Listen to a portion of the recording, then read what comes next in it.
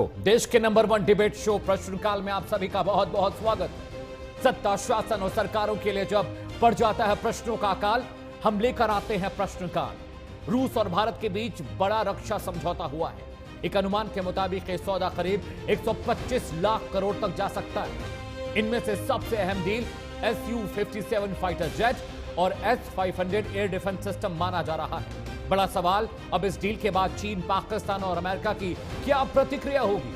आज प्रश्नकाल इसी पर, लेकिन सबसे पहले इस वक्त की प्रश्नकाल हेडलाइंस। भारत रूस के बीच बिजनेस फोरम की बैठक, राष्ट्रपति पुतिन और पीएम मोदी हुए शामिल। फ्री ट्रेड को लेकर हुई चर्चा, 2030 तक $100 बिलियन कारोबार बढ़ाने का लक्ष्य। एविएशन मिनिस्ट्री ने दिया बड़ा अपडेट, आज रात से नॉर्मल हो जाएंगी इंडिगो की फ्लाइट्स। देश भर में 1300 से ज्यादा उड़ानें रद्द हुई। फरार ड्रग माफिया शुभम जायसवाल का वीडियो जारी, कई नेताओं को नसीहत, कहा मेरे बारे में भ्रम न फैलाएं। 2 पासपोर्ट मामले में अब्दुल्ला आजम को 7 साल की कैद, 50,000 का जुर्माना। 2019 में बीजेपी एमएलए आकाश सक्सेना ने दर्ज कराया था केस। आरबीआई ने रेपो रेट में की कटौती, रेपो रेट 0.25% घटकर 5.25% हुआ। रेपो रेट घटने से घटेगी आपकी ईएमआई।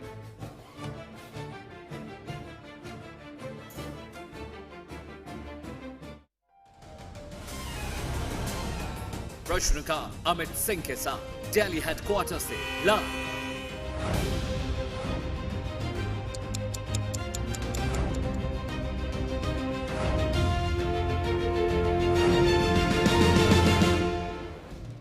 प्राइम न्यूज पर आप देख रहे हैं देश की नंबर 1 डिबेट प्रश्नकाल।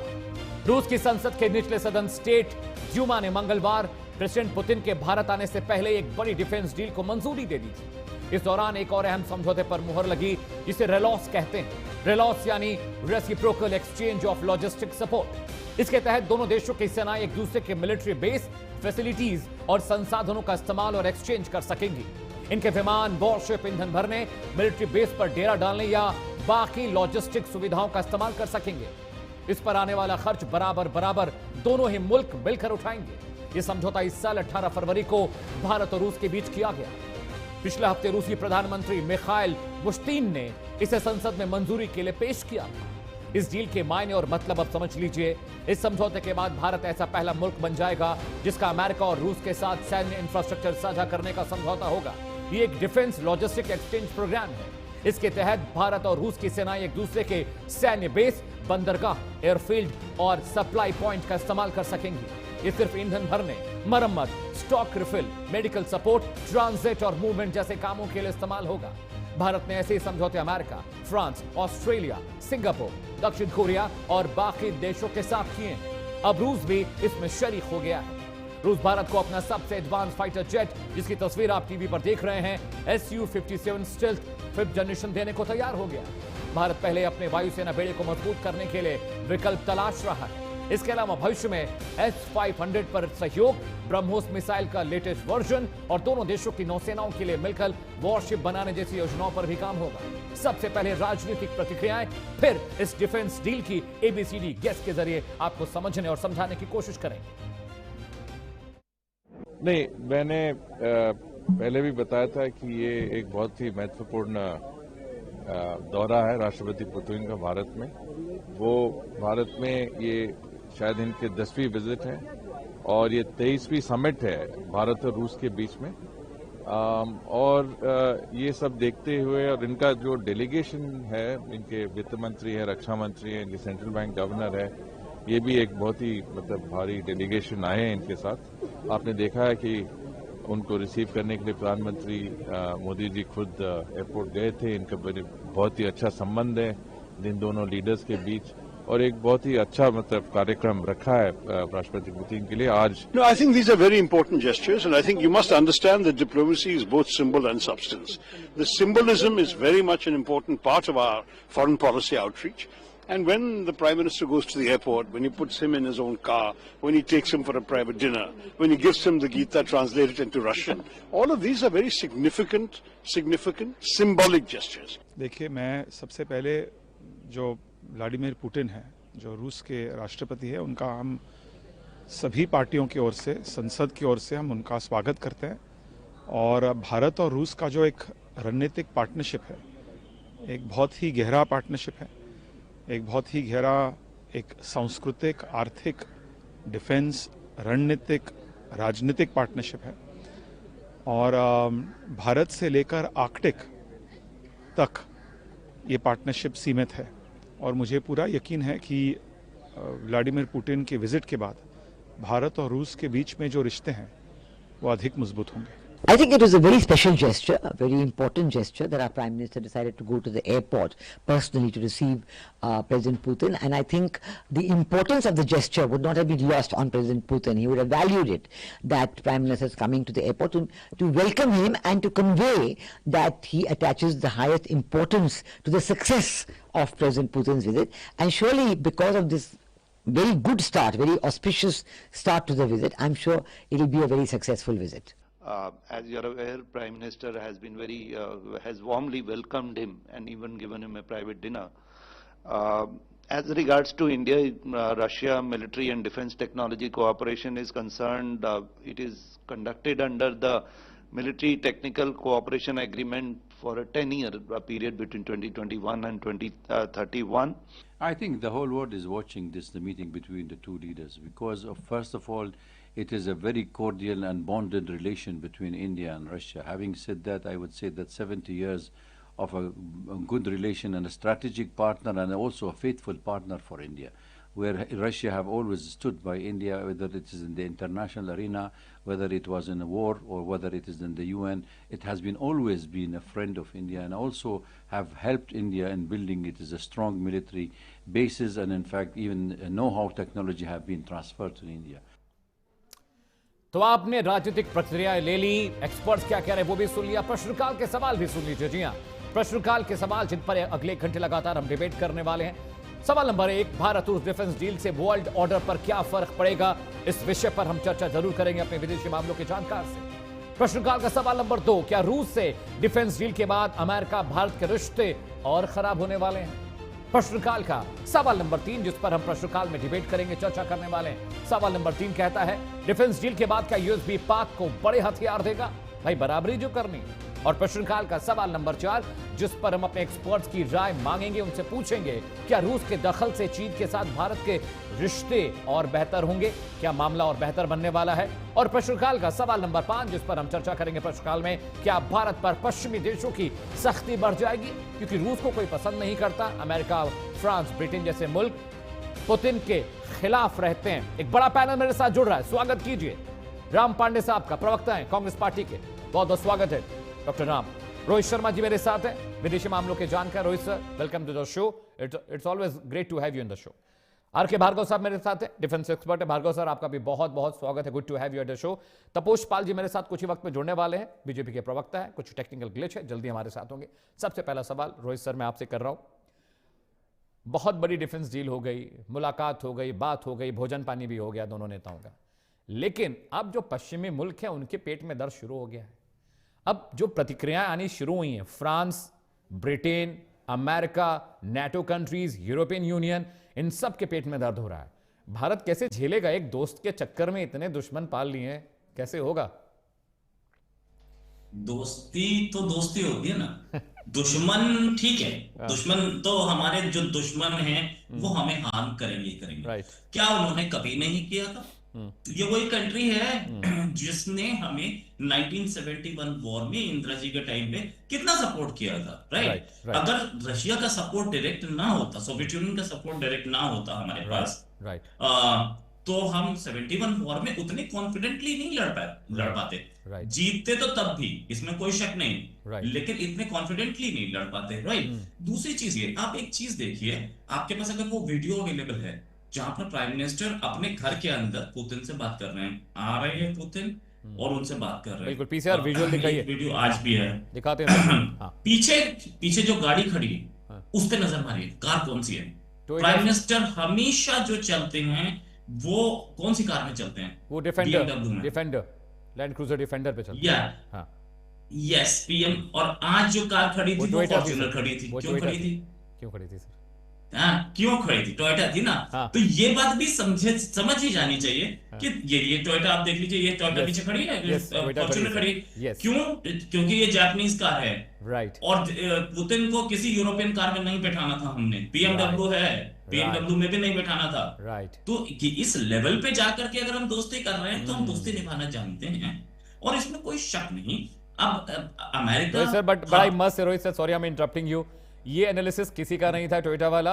कल रात को मेरे कैमरा पर्सन से मेरी बात हो रही थी, उसने भी पूछा कि पीएम डिफेंडर में घूमते हैं, इतनी बड़ी महंगी गाड़ी में घूमते हैं, टोयोटा फॉर्च्यूनर जैसी गाड़ी में कैसे आए? तो मैंने बोला कि that's not Fortuner, that's brand Toyota, और वो अलग तरह से ऑर्डर करके बनवाई गई थी। Rohit sir please continue. अब ये देखने की बात है कि हम एक जमाने से हम लोग रशिया के साथ हम अलाइंड हैं, ठीक है। रशिया हमारा बड़ा अच्छा एलाई रहा है, नो डाउट अबाउट इट। और ये एक ऐसे टाइम पे आई है विजिट जब अमेरिका, इंडिया, रशिया, चाइना तीनों पे प्रेशर डाल रहा है और पाकिस्तान से कुछ ज्यादा ही दोस्ती करने चाह रहा है। और जिस दिन पुतिन यहाँ लैंड हुआ है उसी दिन आसिम मुनीर का एक्सटेंशन किया गया। अच्छा, आसिम मुनीर 5-6 दिन जो बिना किसी ऑफिशियल स्टेटमेंट के या बिना किसी ऑफिशियल नोटिफिकेशन के आर्मी चीफ की कुर्सी पे बने रहे। आपको लगता है ऐसे ही बने रहे? शरीफ उसे पसंद नहीं कर रहे थे, लेफ्टिनेंट जनरल्स, मेजर जनरल्स बोल रहे थे कि आप 2 कुर्सी पे नहीं बैठ सकते, ना जरदारी पसंद कर रहे थे, ना इमरान खान पसंद कर रहे थे। तो कहीं अमेरिका से ही वो था ना जहां पे वो लंच करके आए थे, वहीं से तो ऑक्सीजन मिल रही थी। तो वहीं से जो ऑक्सीजन मिल रही थी उसी ने इंडिया को दिखाया। जिस दिन पुतिन है उसी दिन इंडिया को दिखाया कि हमारा आदमी वहां बैठा है। चाइना भी पसंद नहीं कर रहा आसिम मुनीर को, क्योंकि वो अमेरिका की गोद में बैठा है। तो ये पावर प्रोजेक्शन थी और हम इस पावर प्रोजेक्शन के साथ हैं। पावर प्रोजेक्शन चलते रहने दीजिए। हम डरते होते तो रशिया से तेल थोड़ी खरीद रहे होते। रिलायंस ने कम किया तेल खरीदना नायरा की रिफाइनरी में। नायरा क्योंकि 50% ओनर रशिया है, तो नायरा की रिफाइनरी में आज भी हो रहा है और हम खरीद रहे हैं। That's it, we will buy, there is no problem. Right, ठीक है। Rohit sir please stay with me. Ram sir मैं आपके पास आ रहा हूं। Bhargava sir, we are focusing on defense more today on a debate. प्रश्नकाल पे आज we are talking about defense perspective of a deal. Sukhoi Su-57, S-500 और बाकी जो हम डील वॉरशिप बनाने का हमारा डील हुआ है, रेलॉस हमने साइन किया है। आपके हिसाब से you're a defense पर्सनल, आपके लिहाज से रशिया के साथ ये डील कितना ज्यादा फायदेमंद भारत के लिए रहने वाली है? और आने वाले वक्त में क्या अमेरिका, फ्रांस जैसे मुल्क हमसे थोड़ा सा दूरी बनाएंगे डिफेंस डील को लेकर? कितनी मजबूती मिलेगी भारत को सर इस डील के बाद? देखिए, ये जो डिफेंस डील हुई है इसको तो हम बाद में देखते हैं, लेकिन हम उससे पहले ये देखते हैं कि ये जो डील हुई है या जो पुतिन की यहाँ पर विजिट हुई है, वो किस सर्कमस्टांसेस में हुई। Right sir. देखिए, अभी पिछले काफी समय से, जब से यूक्रेन की लड़ाई शुरू हुई है, बल्कि उससे पहले से भी, रशिया एक तरफ से उसको आइसोलेट किया जा रहा था। नाटो कंट्रीज आज की तारीख में टोटली उसके खिलाफ हैं। Right sir. अमेरिका उसके खिलाफ है, और वो जितने भी कंट्रीज जो कि रशिया या अमेरिका की सिंपैथी पे बने हुए हैं, वो सारे के सारे उसके खिलाफ। Right sir.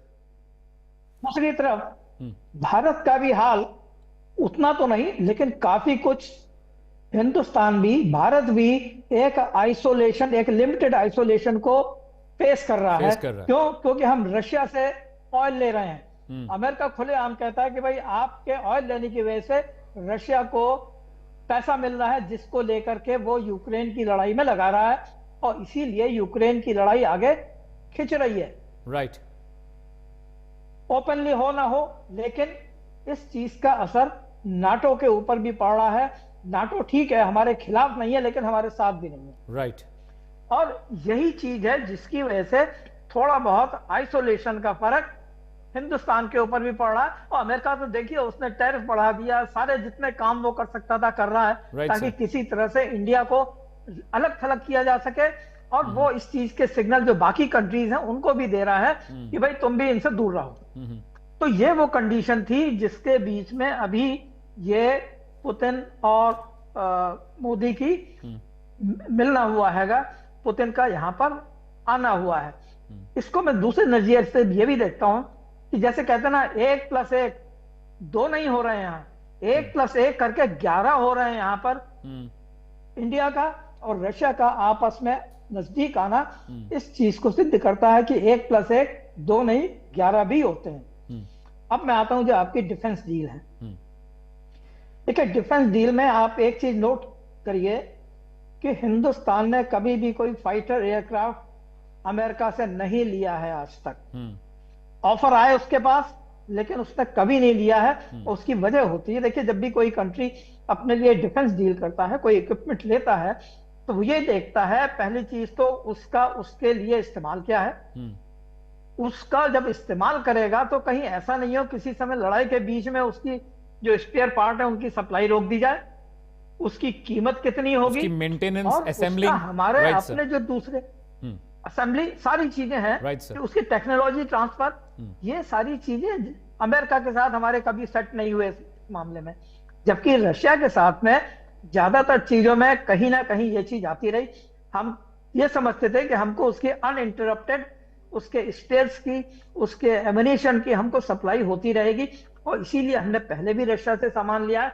आज भी ठीक है, अनऑफिशियली कहीं नहीं आया था कि F-35 इंडिया ले ले, लेकिन कहीं ना कहीं फीलर भी आ रहे थे कि ठीक है हम आपको दे देंगे। इंडिया ने भी कभी ओवरटली नहीं कहा कि हमें चाहिए। बट सर भार्गव सर, एक अच्छी बात यह कि रशिया रेडी है टेक्नोलॉजी ट्रांसफर करने के लिए भी।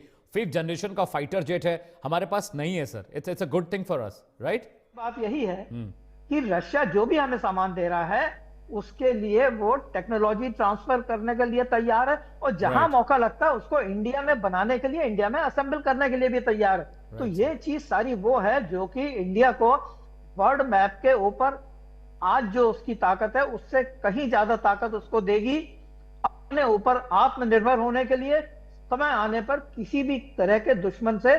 ठीक है सर, एक सवाल और है, फिर मैं राम सर के पास जाऊंगा। पीसीआर प्लीज वो सुखोई विमान की विजुअल रखिएगा स्क्रीन पर। सर मैं सुखोई का मनूवर देख रहा था, SU-35 का मनूवर मैं चेक कर रहा था।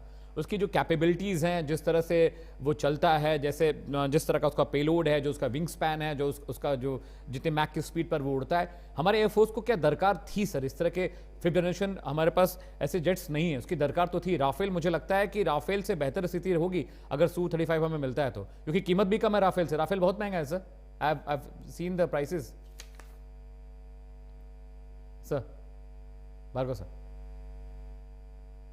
हाँ अच्छा, मेरे से पूछें। हाँ देखिए, लड़ाई का मतलब ये नहीं होता कि जो दूसरे के पास है हम उसके मैच कर लें। भाई हमारी कोशिश हमेशा ये होती है कि हम उससे एक स्टेप ऊपर लें। भाई लड़ाई में आपकी विजय कहाँ निश्चित होती है? जब आप अपने दुश्मन से एक स्टेप आगे होते हैं। तो वही चीज है। अभी तक जो मेरे पास इसकी डिटेल आई है, जितना मुझे इसके बारे में पता लगा है, वो सीधा ये शो करता है कि ये फिलहाल राफेल से बेहतर ही है। और बेहतर नहीं भी अगर है, बराबर भी है, तब भी देखिए सबसे बड़ी बात यह कि फ्रांस ने मना कर दिया था कि हम इसका आपको वो कोड नहीं देंगे, कोड नहीं देंगे, हम उसमें आगे कुछ बेनिफिट नहीं कर सकते। जबकि SU-7 के लिए रशिया ने कहा है कि भाई हम इसकी टेक्नोलॉजी ट्रांसफर करेंगे, और हो सकता है आगे फ्यूचर में उसको इंडिया में असेंबल करना और यहाँ पर बनाने के लिए भी होगा।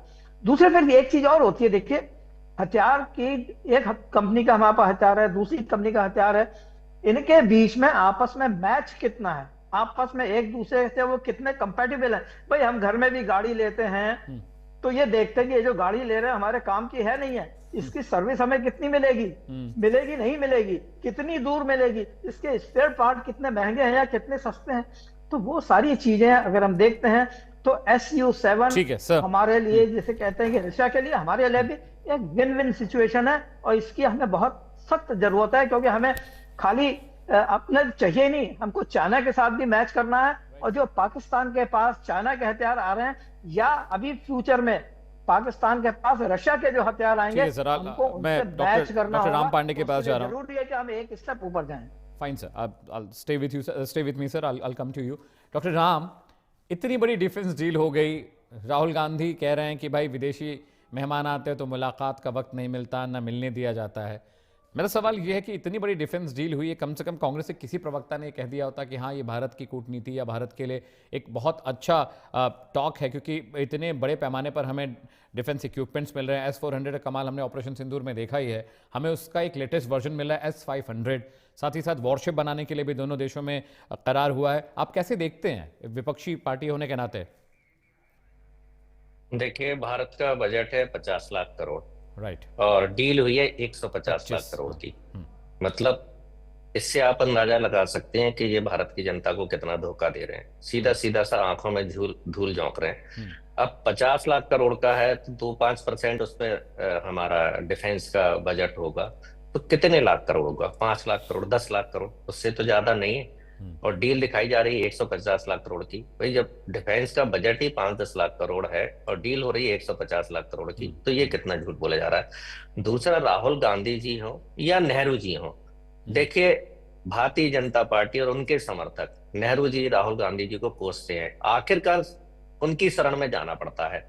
हम रूस की जितनी तारीफ कर रहे हैं, इसका मतलब हम नेहरू जी की तारीफ कर रहे हैं। रूस से संबंध किसने बनाए थे? पंडित जवाहरलाल नेहरू ने।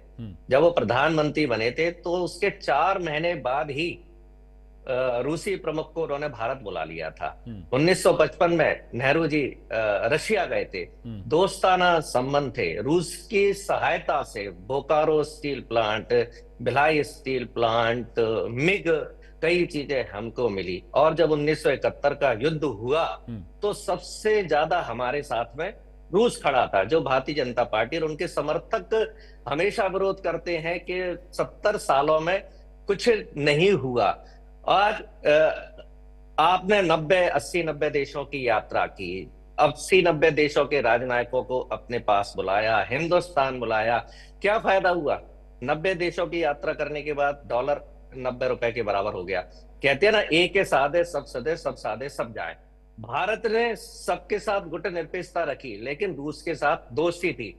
आखिरकार क्या हुआ कि ये 90 देशों के साथ इन्होंने दोस्ती की और इनकी एक जगह नहीं टिक पाई।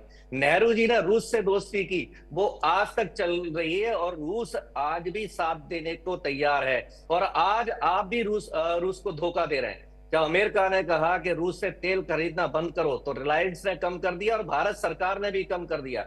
जो आपके दर्शक मुझे सुन रहे हैं, वो गूगल पर जाकर और हर जगह जाकर सर्च करें। मैं आप पर छोड़ता हूं, आपके दर्शकों पर, कि जब से अमेरिका ने धमकी दी है भारत को कि रूस से तेल खरीदना बंद करो, तब से भारत ने लगभग 50% तक रूस से तेल खरीदना बंद कर दिया है।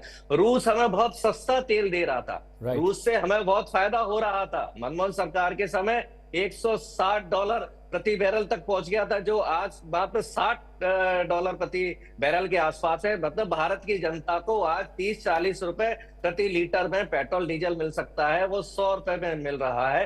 तो आपने किससे दोस्ती की? ट्रंप से।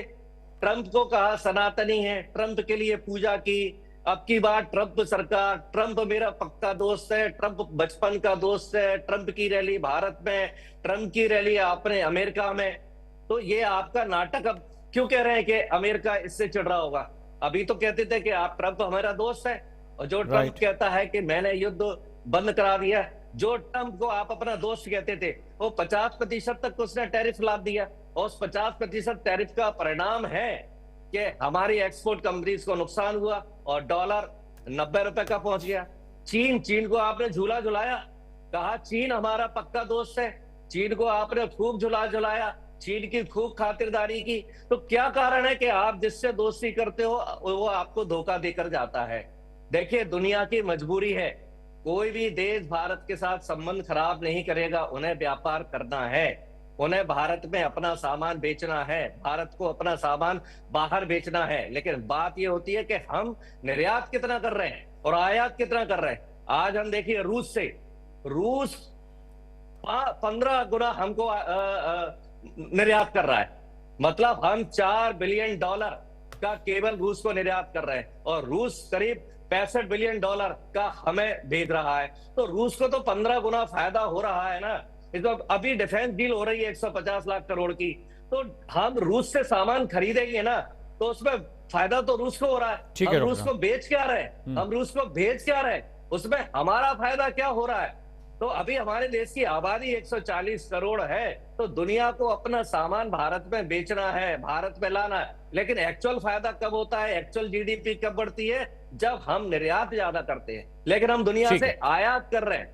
Doctor point taken. एक ब्रेक के लिए जाना, मैं बीजेपी प्रवक्ता के पास जा रहा हूं, उसके बाद मैं ब्रेक के बाद आपके पास आऊंगा।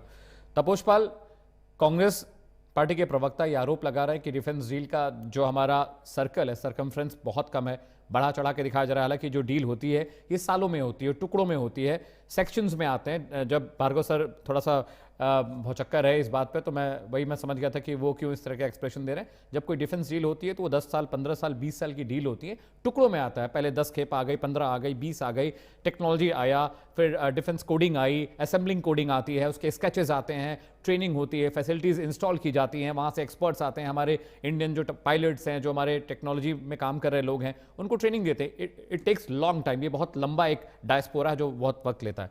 लेकिन बड़ा सवाल ये है कि श्रेय कांग्रेस पार्टी ले रही है कि रशिया के साथ अब जो कुछ भी हो रहा है उसकी नींव, उसकी शुरुआत पंडित जी ने रखी थी जब वो प्रधानमंत्री बने देश के। देखिए, सबसे पहले तो मैं बता दूं इनको, आज महर्षि अरविंदो जी की पुण्यतिथि है। आप सभी को और उनको बहुत बहुत श्रद्धांजलि उसमें। देखिए, सबसे पहले मैं एक चीज बता दूं कि ये कह रहे थे कि तेल रूस से सस्ता मिलता था और मनमोहन सिंह तेल लेते थे, कितना बड़ा झूठ है। देखिए, तेल ये जो लेते थे ये सऊदी से लेते थे, उसके बाद और उसका भुगतान ये किस में करते थे? डॉलर में करते थे। तो पहले तो हमें डॉलर खरीदना पड़ता था, फिर हम डॉलर में जाके उसका भुगतान करते थे। हमने तेल सबसे सस्ता खरीदना शुरू किया ईरान से। ईरान के बाद जब उसके ऊपर रिस्ट्रिक्शन लगे, सब कुछ लगा, और उसी समय हम रूस से भी खरीदना शुरू कर दिए थे। तो दोनों सबसे सस्ता तेल हमें ईरान से मिलता था, उसके बाद रूस से मिलता था। फिर हम रूस की तरफ मूव किए। जब ईरान पे पूरी तरीके से प्रतिबंध लगे और इस तरीके के प्रॉब्लम्स आए, तब हम रूस की तरफ मूव किया और रूस से हमने तेल लेना शुरू किया। तो ये कह रहे हैं, और ये कह रहे हैं कि इनके समय में लिया जाता था। कब ले लिया भैया आपने? और एक चीज बताइए, ये नेहरू के लिए जो है अपनी बहुत बड़ी बड़ी बातें कह रहे थे।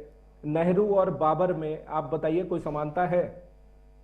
नेहरू ने खुद डिस्कवरी ऑफ इंडिया में क्या लिखा है कि मैं बाबर के जैसा बनना चाहता हूं। बाबर में मुझे अपना प्रतिबिंब दिखता है, अपना अक्स दिखाई देता है, अपना अक्स। डिस्कवरी ऑफ इंडिया में उन्होंने अपना अक्स दिखाई देता है। ऐसे महिमा मंडन किया उनको। बाबर कौन थे भाई?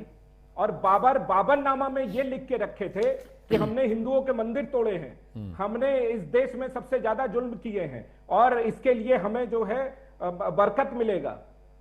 तो जो व्यक्ति अपने बाबरनामा में इस देश में खंडन करने के लिए सब कुछ लिख के रखा, वो व्यक्ति और उसके लिए जैसा बनना चाहता था नेहरू, और उन्होंने अपने डिस्कवरी ऑफ इंडिया में लिख के रखा। ना हो तो आप पढ़ लीजिएगा, दोनों बुक्स के सारांश मौजूद है, जल्दी क्विकली हो जाएगा, ऑडियो बुक भी मौजूद है।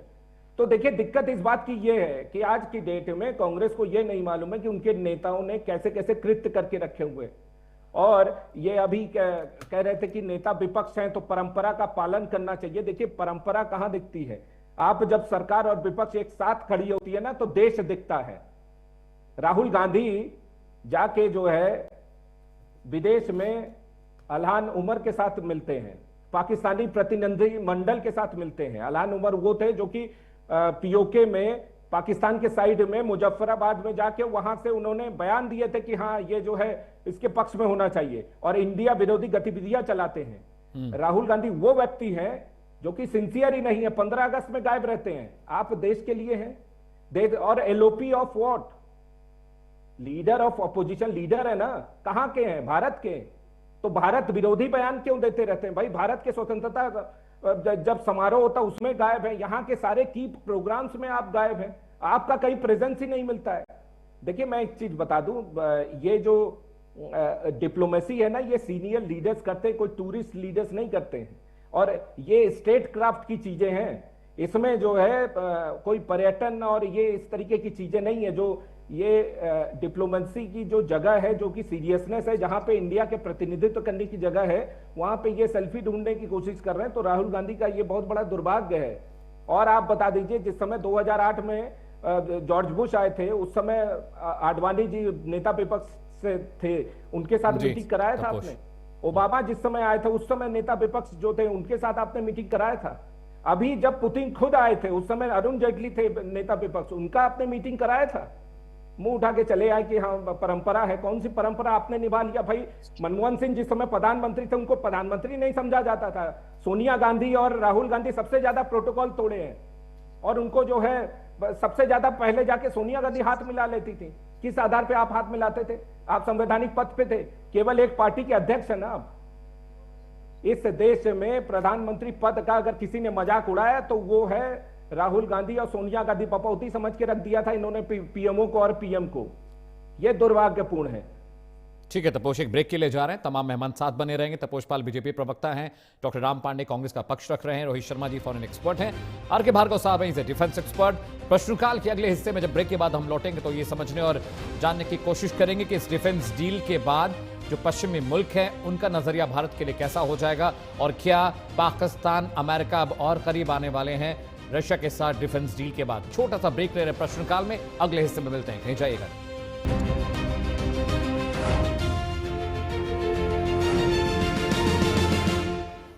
ब्रेक के बाद आपका स्वागत है। आप देख रहे हैं प्रश्नकाल। मैं हूं अमित सिंह। खास पैनल मेरे साथ है तपोश पाल, मेरे साथ है बीजेपी के प्रवक्ता हैं doctor Ram Pande with me, Congress का पक्ष रख रहे हैं, रोहित शर्मा जी मेरे साथ है, फॉरेन एक्सपर्ट है, आर के भार्गव साहब है, डिफेंस एक्सपर्ट है। रोहित सर, इस डील के बाद जैसे आप देखेंगे तो मैंने अपने शो में एक लाइन लिखी है, भारत के पास यूएस, पाक के पास यूएस और भारत के पास S-500।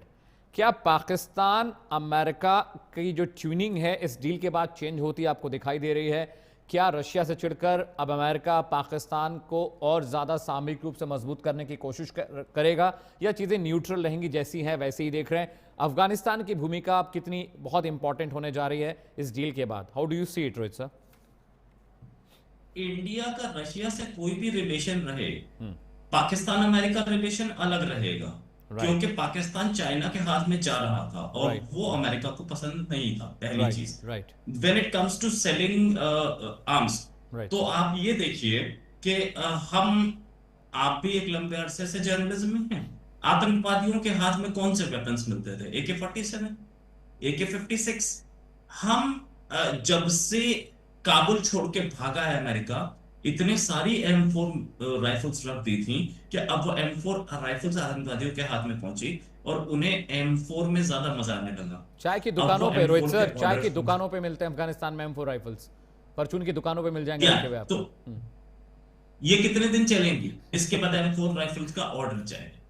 तो वो चाहता क्या है? वो अपने हथियार बेचना चाहता है, वो अपने कैसे भी बेचेगा। हमारा S-500 से कोई रिश्ता नहीं, और उसको अपने हथियार बेचने। वो आप थोड़ा टाइम बाद देखिए, अक्रॉस द वर्ल्ड अब तक क्लैशनिकोव का राज था। अफ्रीका में भी जो रेबल्स थे सब क्या क्लैशनिकोव थी।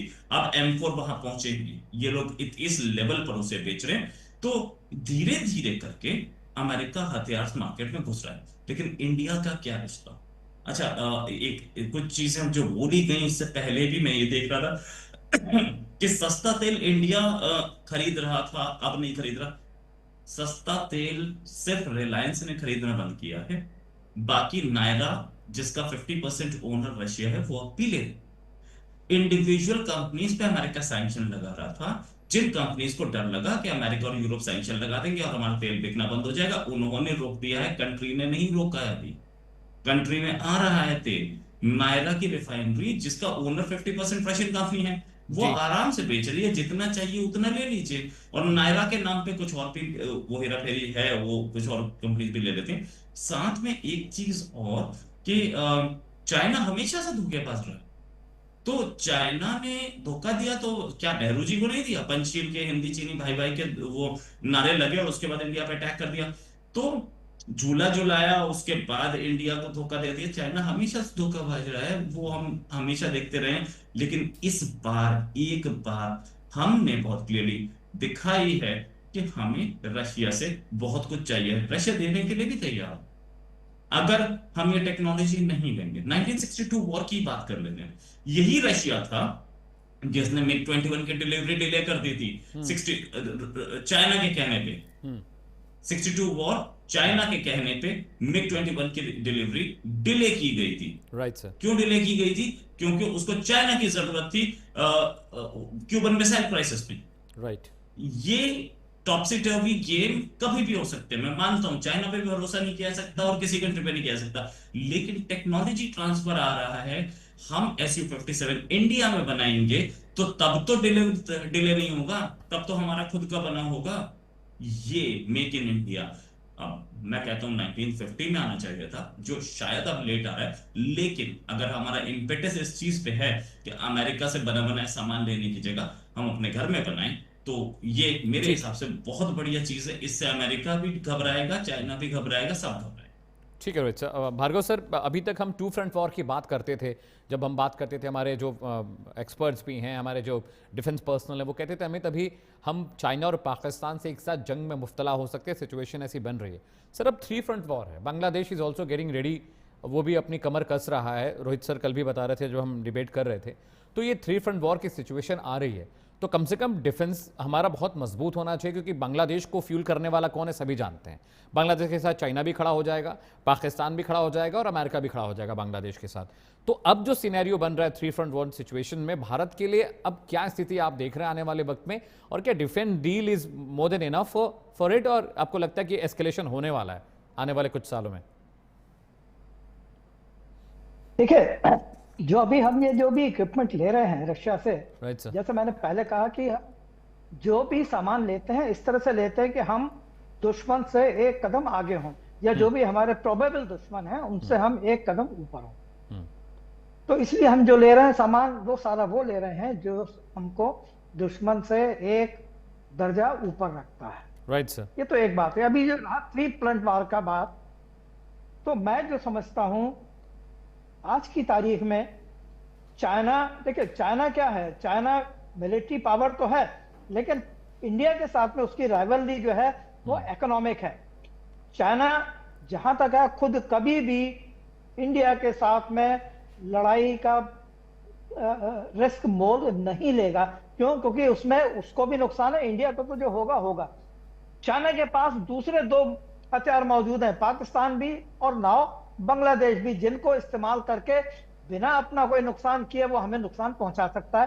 तो आज की तारीख में अगर मैं समझता हूं कहां से खतरा है हमें, पाकिस्तान से है। क्यों? क्योंकि वो चाइना की शह पर है। बांग्लादेश चाइना की शह पर खुराफात कर सकता है, अभी इस समय वो इस हालत में नहीं है कि कुछ कर सके, लेकिन हाँ फिर भी उसकी न्यूसेंस वैल्यू है जो कि हमको तंग करती रहेगी। वो आज भी कर रही है, जिस तरह से उस वहां पर अंदर उसके हालात हैं और वो हमको डील कर रहा है। तो जहां तक 3 फ्रंट वॉर का सवाल है, तो 3 फ्रंट में मैं ये समझता हूं कि अगर जो लड़ाई होगी अभी भी 3 फ्रंट, लेकिन उसमें चाइना ओपनली इन्वॉल्व नहीं होगा, रशिया पाकिस्तान होगा, बांग्लादेश होगा, और हमारे अंदर बैठे हुए एक फ्रंट और है जो कि उसमें शामिल होगा, जिसके लिए जितनी भी सिक्योरिटी फोर्सेस हैं उनको उनके ऊपर बहुत कड़ी नजर रखनी पड़ेगी। ये मैं समझता हूं, या जो मेरा अपना असेसमेंट है। सर कौन है वो लोग जो हमारे अंदर बैठे हुए हैं और हमारे नुकसान पहुंचाने में लगे हुए हैं? देखिए, अभी इतने सारे डॉक्टर पकड़े गए, क्या कर रहे थे वो क्या हमारे लिए कुछ काम कर रहे थे? Right, white collar terrorism sir, this is white collar terrorism, जहां पर शक नहीं जाता आपका, और वो देश को बर्बाद करने में लगे रहते हैं। व्हाइट कॉलर टेररिज्म एक अलग बात है, लेकिन टेररिज्म ना व्हाइट होता है ना ब्लैक होता है। टेररिज्म का मेन पर्पस जो होता है वो ये होता है कि इनोसेंट को मार करके अफरा तफरी फैलाई जाए, पैनिक फैलाया जाए, वो चाहे व्हाइट कॉलर हो या किसी भी कॉलर हो। हम उसको रंग से नहीं पहचानते। देखिए, मैं सिक्योरिटी फोर्सेस में रहा हूं, हमने ये कभी नहीं देखा कि व्हाइट कॉलर वाला है या कौन सा कॉलर वाला है।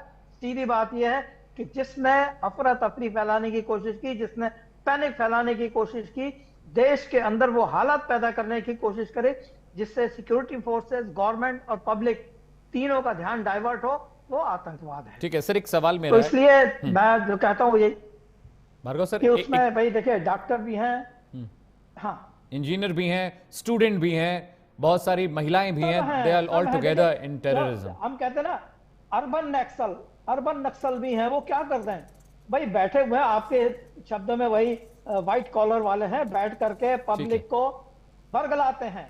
पब्लिक को, यहां तक कि अभी देखे दिल्ली में जो उन्होंने जिसमें कहा कि ये हिडमा निकलेंगे, हिडमा और बनेंगे, क्या जो हिडमा के ऊपर जो था वो क्या था?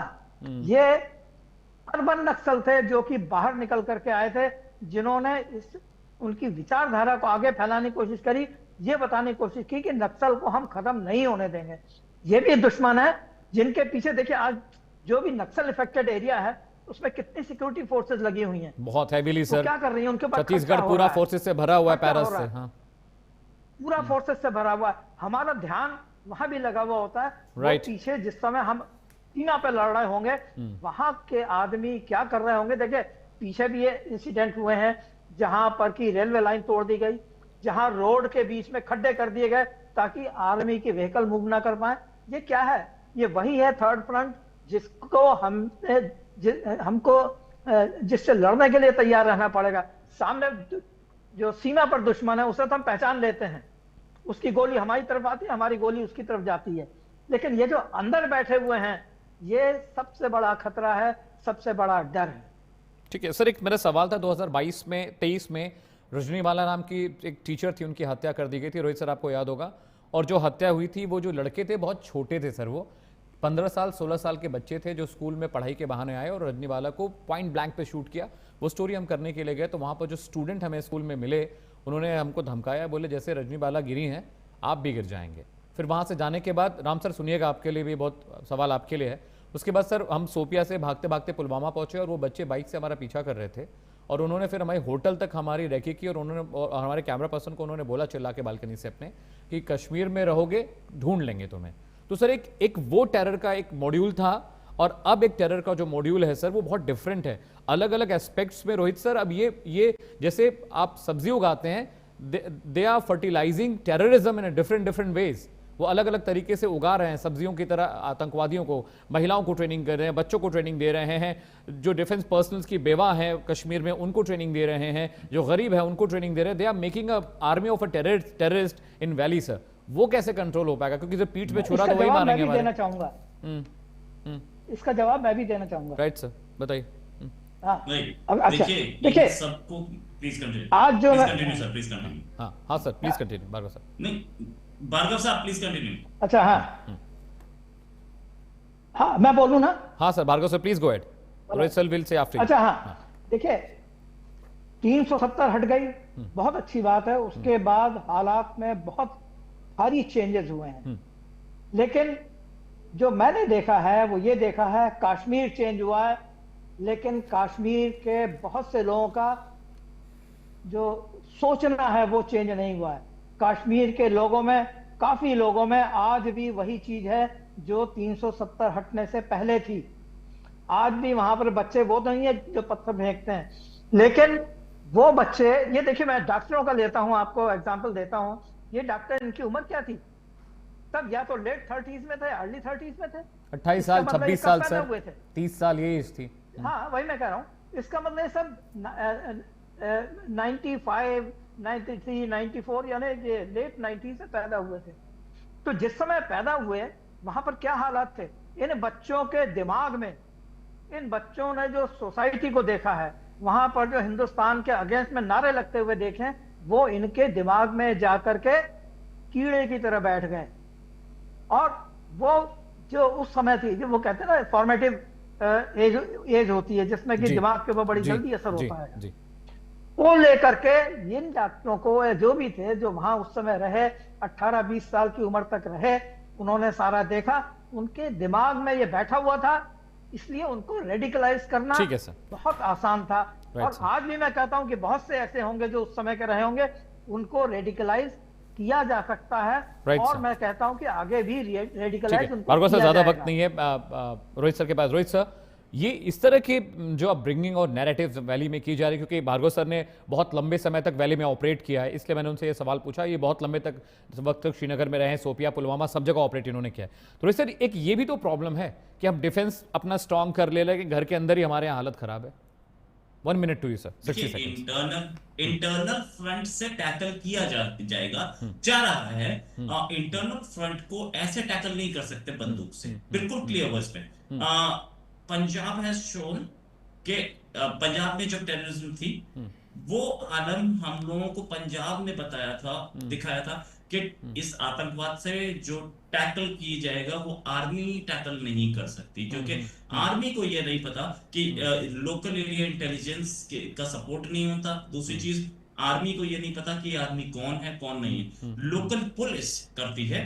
पंजाब में टेररिज्म खत्म भी लोकल पुलिस ने किया ना, कश्मीर का भी लोकल पुलिस कर रही है, जेएनके पुलिस कर रही है sir, yes they are doing it, बहुत सपोर्ट है, बहुत बड़ा उनका बड़ा अचीवमेंट है। और दूसरी चीज, हम उन लोगों को अपने साथ मेन स्ट्रीम में लाएं और हम उन लोगों को अपने साथ मेन स्ट्रीम, ये दोनों के दोनों टेरर जो हैं मेरे भाई राम पांडे जी माने ना माने, लेकिन कांग्रेस की देन है। और उस समय अगर ये तरीका अपनाया गया होता कि इन लोगों को मेन स्ट्रीम में रखा गया होता तो शायद ये टेरर नहीं आता, क्योंकि कश्मीर 1970s तक पूरा कश्मीर, पुलवामा हो या कोई भी शोपियां, पुलवामा, गांदरबल, सारे इंडिया के साथ थे, ये सारे इंडिया के साथ थे शेख अब्दुल्ला की वजह से। बाद में उधर की गवर्नमेंट इतनी बार गिराई गई कि उधर के पॉलिटिशियंस ने ये नारा दिया कि हम इंडिया के साथ नहीं, और राइट सर, जनरली उसका फायदा पाकिस्तान ने उठाया। डॉक्टर राम पांडे, आपका काउंटर है सर। डॉक्टर राम, देखिए, कितना भी कांग्रेस के बारे में झूठ बोलेंगे तो ये कहते हैं ना, आसमान की तरफ थूकेंगे तो चेहरे पर ही थूक आकर गिरेगा। तो जितना भी कांग्रेस पर थूकोगे तो उस थूक से चेहरा आपका ही गंदा होगा। और आपने ही कहा कि पंजाब में आतंकवाद खत्म हुआ, कांग्रेस ने खत्म किया। कांग्रेस की ही वो नीति थी कि पंजाब में आतंकवाद खत्म हुआ, लेकिन आपके मुंह में दही जम जाता है जहां कांग्रेस का नाम आता है। तो पंजाब में आतंकवाद खत्म किया, प्रधानमंत्री ने अपनी जान दे दी। प्रधानमंत्री इंदिरा गांधी जी ने अपनी छाती पर 36 गोलियां खाई, और लेकिन पंजाब का आतंकवाद वहां खत्म हुआ। दूसरा, यहाँ बात चल रही थी पुतिन की, और हम पता नहीं कहाँ पहुंच गए। जब भी पुतिन की बात आएगी, जब भी रूस की बात आएगी, तो सबसे पहले नेहरू जी का ही नाम आएगा। अब नेहरू जी का नाम तो इनको खराब करने की आदत है कि अभी राजनाथ सिंह जी ने क्या कहा कि महाराणा प्रताप ने बाबर को हराया। बाबर के मरने के बाद महाराणा प्रताप का जन्म हुआ। जब राजनाथ सिंह रक्षा मंत्री इतना बड़ा झूठ बोल सकते हैं, तो बीजेपी के प्रवक्ता को तो ये अधिकार स्वतः ही मिल जाता है। दूसरा भी राजनाथ सिंह ने क्या बोला झूठ, कि बाबरी मस्जिद बनाने का काम नेहरू ने शुरू किया। अब बताइए, इनको कौन समझाए कि बाबरी मस्जिद गिरी है 1992 में, और नेहरू जी एक्सपायर हो गए 1964 में। दूसरा, कि जब वो बाबरी मस्जिद बनाने का काम सरदार पटेल ने रोका, अरे सरदार पटेल जी की डेथ हो गई 1950 में, उसके बाद भी वो 14 साल प्रधानमंत्री रहे थे। यदि उन्होंने और भी बाबरी मस्जिद बनानी होती तो 14 साल में बनाई दी जाती। राम सर, टाइम मेरे पास ज्यादा नहीं है, बस एक मिनट बचा हुआ है। आई गो टू तपोश पाल। तपोश पाल, आप जवाब दीजिए डॉक्टर राम पांडे जो कह रहे हैं। तपोश, आप यही दिक्कत है, आप ना ठीक से थोड़ा सा चीजों को पढ़ लिया करिए। नेहरू जी ने ये कहा था सरदार पटेल से कि मैं सरकारी खर्चे से बाबरी मस्जिद का पुनर्निर्माण कराना चाहता हूं। जो निर्माण था उसी को ठीक कराना चाहते थे, और उसमें उन्होंने हवाला दिया था सोमनाथ मंदिर के कंस्ट्रक्शन का। उस पे सरदार पटेल नाराज हो गए थे, और उन्होंने ये कहा कि सोमनाथ का मंदिर पूरी तरीके से ट्रस्ट ने बनाया है, उसमें गवर्नमेंट का पैसा नहीं लगा है। ये एक बात हुई थी। अब एक चीज और बता दूं, ये कह रहे थे कि इंदिरा गांधी ने गोली खाई है और बहुत मतलब उन्होंने सैक्रिफाइस किया। दो प्रधानमंत्री आपके उड़ा दिए गए, आपके सिटिंग मुख्यमंत्री उड़ा दिए गए। विद्याचरण शुक्ल को जिसने बसवा राजू ने मारा था, उसको हमने मारा, आप क्या उखाड़ लिए बताइए। हिडमा को हमने मारा, आप क्या उखाड़ लिए। देश के अंदर जो है वायरस मौजूद था, आप उसकी क्लीनिंग कर सके, नहीं कर पाए। आपके ऐसा लगता है जैसे गोली मारने में डॉक्टर राम पांडे, मेरे पास ज्यादा वक्त नहीं है। तपोश, फटाफट अपने बात पूरी करें। आप ये बताइए कि आप फेल्ड थे, आपके जो लॉजिक था वो था, गांधी जी के दर्शन करने आपको सत्ता चलाना ही नहीं आता है। आपने मुजीबुर रहमान के दर्शन वहां पे अटैक किया, मुजीबुर रहमान के साथ उसके पूरे परिवार की हत्या आपने करवाई। आप बचा पाए उसको? कौन सा पंगा आपने समाधि पर 71 का युद्ध जीत के क्या उखाड़ लिया आपने, ये बताइए क्या लाभ मिला आपको? गांधी जी की समाधि पर गए मोदी जी नाक रगड़ने के लिए, जिनकी हत्या में आपका हाथ है। नाक रगड़ने गए मोदी महात्मा गांधी जी की समाधि पर, जिनकी हत्या में। ठीक है, बहुत बहुत शुक्रिया Taposh. Sorry, I don't have time for the debate. Taposh Pal, बहुत बहुत शुक्रिया आपका। डॉक्टर राम पांडे, आपका भी बहुत बहुत शुक्रिया। Rohit sir, thank you so much for giving your insight in the show. R K Bhargava sir, आपका भी बहुत बहुत शुक्रिया शो पर आने के लिए। देखिए, प्रश्नकाल में जिस विषय पर चर्चा हो रही थी कि सामूहिक रूप से भारत कितना मजबूत हो जाएगा इस डील के बाद, वो मजबूत होगा, लेकिन मजबूती कायम रखना जरूरी है कूटनीति के जरिए, डिप्लोमेसी के जरिए। पीएम मोदी ने कहा हमें अमेरिका भी चाहिए, रशिया भी और